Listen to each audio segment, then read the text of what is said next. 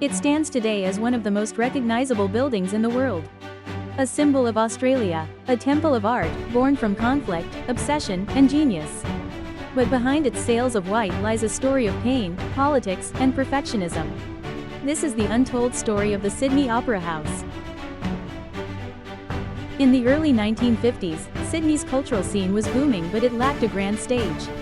The dream was simple: a home for opera, theatre, and music that could rival Europe's great halls. In 1955, an international design competition was announced.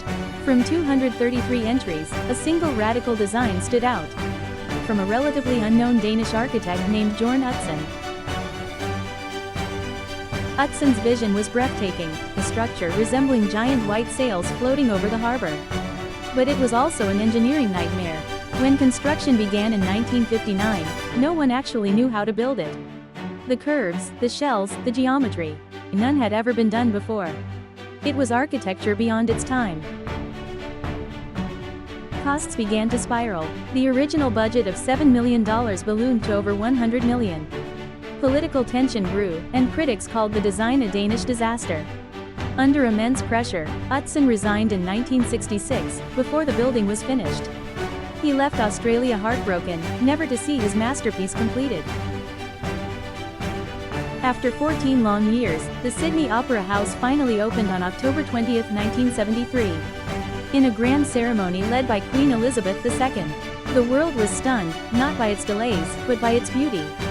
The building became an instant icon of modern architecture, and a symbol of Australia's creative spirit.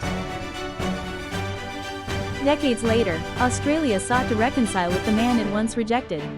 In 2003, Jørn Utzon was awarded the Pritzker Prize. And the Opera House was listed as a UNESCO World Heritage Site. He never returned to Sydney, but his vision did, immortalized in glass and concrete. The sails that once symbolized failure now represent perfection. Every great masterpiece carries a piece of tragedy. For the Sydney Opera House, that tragedy was the price of genius.